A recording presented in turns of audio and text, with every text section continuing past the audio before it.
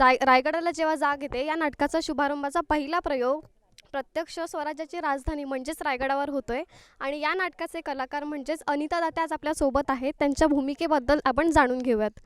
अनिताताई, तू येसूबाईंची भूमिका करते, तर त्याबद्दल काय सांगशील? अम, मुळात रायगडाला जेव्हा जाग येते हे वसंत कानेटकर लिखित नाटक मला अत्यंत आवडतं. मी खूप लहानपणी पण याचा प्रयोग बघितलेला आहे. अनेक वर्ष अनेक वेगवेगळे संस्था या नाटकांचे प्रयोग करत असतात. तर त्यातलंच हे रायगडाला जेव्हा जाग येते. तर वसंत कानेटकरांची प्रत्येक नाटकं ही खूप छान बांधलेली, छान भाषा असलेली असतात. त्यातले कलाकार, त्यातल्या व्यक्तिरेखा या नेहमीच आपल्याला आकर्षून घेतात. काहीतरी छान तयार होतं आपल्या डोळ्यासमोर. तर त्यातलंच हे एक नाटक रायगडाला जेव्हा जाग येते. आणि आज मला इतकं छान वाटतं आहे की कुठल्याही कलाकाराच्या आयुष्यामध्ये आम्ही सगळेजण खोटं खोटं जे असतं ते करत असतो. खोट खोटी गोष्ट खऱ्यासारखी मांडतो आणि खऱ्याचा आभास तयार करत असतो. तर त्यातली एक एक गोष्ट म्हणजे नेपथ्य असतं. आणि आज आमचं नेपथ्य हे खोटं नाही, खऱ्याच्या जवळचं आहे.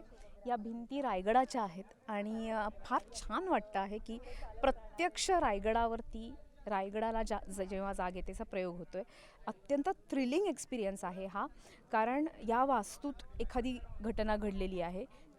तो जम घेऊन जेव्हा हे नाटक लिहिलं गेलं आहे की रायगडावरती नेमक्या काय काय गोष्टी घडल्या, त्यांच्या कुटुंबात काय घडल्या, त्यांच्या दरबारात काय गोष्टी घडत होत्या, त्याचे परिणाम कुटुंबावर, प्रत्यक्ष छत्रपती शिवाजी महाराजांवरती, त्यांच्या मुलावरती, संभाजी महाराजांवरती काय काय गोष्टी होत होत्या.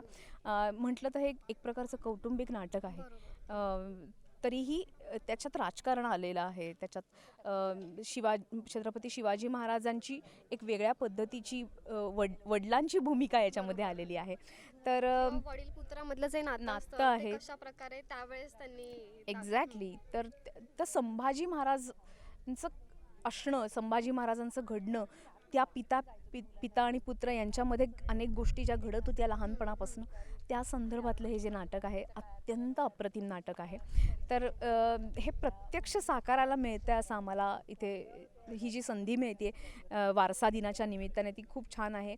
आणि आम्ही असं सगळेजण कलाकार असं इमॅजिन करत आम्ही हा प्रयोग करणार आहोत की या रायगडावरती त्या काळात वावरून गेलेल्या ज्या व्यक्ती आहेत, छत्रपती शिवाजी महाराज असतील, संभाजी महाराज असतील, येसूबाई, सोयराबाई, राजाराम महाराज, हे सगळे लोक इथे आहेत, हे आसपास बसलेले आहेत आणि आम्ही त्यांच्या समोर हा प्रयोग करतोय. ही त्यांना एक प्रकारची आम्हा कलाकारांकडनं एक श्रद्धांजली आहे. आणि आणि अर्थात हे जे आहे ना, या टेक्स्चरवरती प्रयोग करणं हे थ्रिलिंग आहे, हे खूप छान आहे. असं कलाकारांना असं प्रत्यक्ष ठिकाणी करायला मिळतंच असं नाही. मोठी संधी आहे. पूर्वी NSDमध्ये असा एक प्रयोग झाला होता अंधायुगचा, की जो लाल किल्ल्यावरती झाला होता आणि तसा हा महाराष्ट्रातला माझ्या मते हा पहिला प्रयोग असेल. म्हणजे मागे एकदा रायगडाला जेव्हा जाग येतेचा प्रयोग रायगडावरती झालेला आहे, पण तो ह्या ठिकाणी झालेला नाही, तो एका हॉलमध्ये झालेला होता. सो ह्या भिंतींच्या समोर आपल्याला प्रयोग करता येणं, या दरबारात प्रयोग करता येणं ही एक छान संधी आहे. आणि माझ्यासाठी, कुठल्याही कलाकारासाठी हे आयुष्यभर स्मरणात राहील असा हा प्रयोग असणार आहे आमच्यासाठी. तर तो आम्ही प्रेमानं सादर करणार आहोत लोकांसमोर. खरं तर येसूबाईंची भूमिका करणं हे खूप चॅलेंजिंग आहे. तर ही चॅलेंजिंग भूमिका करताना कशा प्रकारे चॅलेंजेस आलेत तुला? अत्यंत हुशार, अत्यंत समंजस, अत्यंत विवेकी अशा येसूबाई, ज्या सबमिसिव्ह होत्या खूप. आणि त्यांनी संभाजी महाराजांना वेगळ्या पद्धतीने सांभाळून घेतलं. एक पत्नी म्हणून त्या खूप, म्हणजे जेव्हा रायगडाला जेव्हा जाग येते मध्ये अत्यंत समंजस अशा सुनेची भूमिका त्यांची लिहिलेली आहे. ज्या छत्रपती शिवाजी महाराजांच्या लाडक्या सुनबाई होत्या आणि सुनेवरती विश्वास होता त्यांचा. तर असं लिखाण आहे सगळीकडे.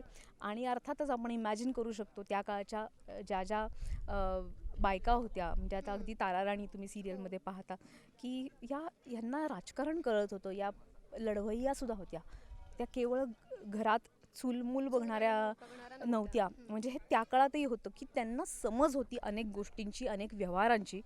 तर ते आपल्याला तुम्हाला टाळता येणारच नाही. तसंच येसूबाईंचं देखील असणार.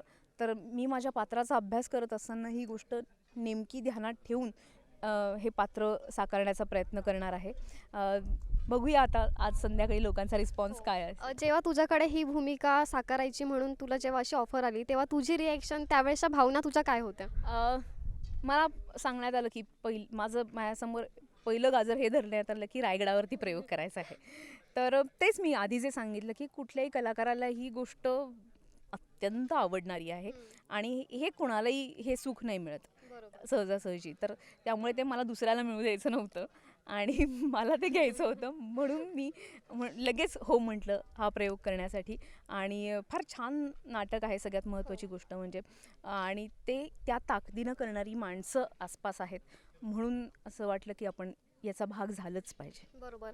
आणि वारसा दिनानिमित्त तू काय सांगशील? कारण राज्य सरकार तसं काम करतंय की विविध किल्ले आहे किंवा शिल्प आहे ते जपायला हवं, त्याचं जतन व्हायला हवं. त्याबद्दल काय वाटतं तुला? आपल्याकडे हा जो अत्यंत महत्त्वाचा वारसा आहे तो या पुढच्या पिढ्यांनी पाहावा. प्रत्यक्ष तिथे येण्याने काय गोष्टी घडतात, काय गोष्टी बदलतात, एखाद्या माणसाबद्दल आपल्याला कळतं. छत्रपती शिवाजी महाराजांवरती आता आपण सातत्याने चित्रपट पाहतोय वेगवेगळे, पण हे सगळं फिक्शन आहे. त्या पलीकडे जाऊन म्हणजे आता मी माझंच उदाहरण देते की रायगडाला जेव्हा जागे त्याचे मी काही प्रयोग बघितले आणि नंतर हे हे हे खरं आहे का, याच्यातल्या सगळ्या गोष्टी खऱ्या आहेत का, किंवा चित्रपट म्हणजे सगळं आहे का, तर नाही. त्या पलीकडे एक इतिहास आहे, तो वेगवेगळ्या माणसांनी मांडलेला आहे. आणि एकाच माणसाने मांडलेला इतिहास वाचू नये, तो वेगवेगळ्या लोकांनी मांडलेला इतिहास वाचावा असं मला पर्सनली वाटतं.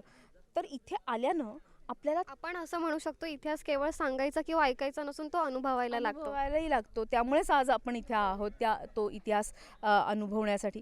तर हे जे वेगवेगळ्या गोष्टी या फिक्शनच्या निमित्तानं आपण इतिहासात डोकावून बघू शकतो. आपल्याला त्या माणसाचा, एवढ्या मोठ्या माणसांचा आपल्याला अभ्यास करता येतो. शिवाजी महाराज नेमके कोण होते हे आपल्याला प्रत्यक्ष वाचून, वेगवेगळ्या लोकांचं वाचून आपल्याला आपल्या मनातले छत्रपती शिवाजी महाराज तयार करता येतात आणि त्यांच्यापासून आपल्याला प्रेरणा घेता येते. सो असं काहीतरी इतिहासात आहे की जे दडलेलं आहे आणि या वारसा दिनानिमित्त आहे हे जतन करता आलं तर कदाचित आपल्या पुढच्या पिढीला ह्यातूनच काहीतरी दिशा मिळू शकते, ह्यातूनच काहीतरी ऊर्जा आणि बळ मिळू शकतं असं मला विश्वासानं वाटतं. त्यामुळे हाती घेतलेला हा उपक्रम अत्यंत स्तुत्य आहे. संभाजी महाराज आणि येसूबाई ह्या दोघांच्या नात्याबद्दल काय सांगशील? संभाजी महाराज हे त्यांचं लहानपण वेगळ्या पद्धतीने गेलं. ते त्यांच्या लहानपणी अनेक दिवस आग्र्यामध्ये राहिलेले आहेत. जेव्हा आपण ह्या पेटाऱ्याची गोष्ट ऐकतो, पेटाऱ्यातनं पळाले शिवाजी महाराज वगैरे, तर ते आग्र्याहून पळाले. तर शिवाजी महाराजांबरोबर अनेक दिवस संभाजी महाराजसुद्धा होते. त्यामुळे त्यांनी अनेक वेगवेगळ्या गोष्टी बघितलेल्या आहेत. त्यांच्यावरती वेगळ्या पद्धतीचे देखील संस्कार झालेत. माणूस जिथे जातो, जिथे वाढतो तिथले संस्कार होत असतात. आणि संभाजी महाराज आणि शिवाजी महाराज यांच्यामध्ये आपण इतिहास म्हणजे पुस्तकात सुद्धा पाहतो की एक प्रकारचे एक भिंत होती. ती भिंत काय होती आणि त्या सगळ्या ह्याच्यात येसूबाईंचं कॉन्ट्रीब्युशन असं होतं की महाराजांबद्दल संभाजी महाराजांच्या मनामध्ये एक चांगली प्रतिमा तयार करणे आणि त्यांना सांभाळून घेणे. कारण ते इतके वेगळ्या पद्धतीने वाढले होते, वेगळ्या पद्धतीचे होते आणि त्यांचं अनेक पद्धतीचं वागणं शिवाजी महाराजांना पटत नव्हतं. तर आपल्या नवऱ्याला सांभाळून घेण्याचं काम येसूबाई करत होत्या अत्यंत समंजसपणे. त्यामुळे ही भूमिका फार छान आहे, वेगळी आहे. आणि संभाजी महाराज आणि येसूबाईंचं नातं एक वेगळ्या पद्धतीचं, प्रेमाचं आणि मैत्रीचं आहे. तर हे जे नातं आहे हे साकारायला मिळणं फार छान गोष्ट आहे. बरोबर. येसूबाईंचे आम्हाला डायलॉग्स ऐकायला आवडेल. राज्याचे स्वामी होऊ नये असं महाराजांना वाटत असतं, तर महाराजांनी इतक्या घरोब्यानं समजूत घालून दिलेर खानाच्या छावणीतून तुमची सुटका करून घेण्याची कारवाई केली असती का? थोडं ऐकून तरी घ्यावं आपण. हा डायलॉग म्हणजे येसूबाई संभाजी महाराजांना समजावून सांगते की पित्याच्या मनात तुम्हाला वाटतं तसं काही नाही आहे, काहीतरी वेगळं आहे, ते जरा समजून घ्या तुम्ही. अरे वा. थँक्यू सो मच नवराष्ट्राशी संवाद साधल्याबद्दल. तुमच्याशी खास बातचीत करून खूप छान वाटलं. धन्यवाद.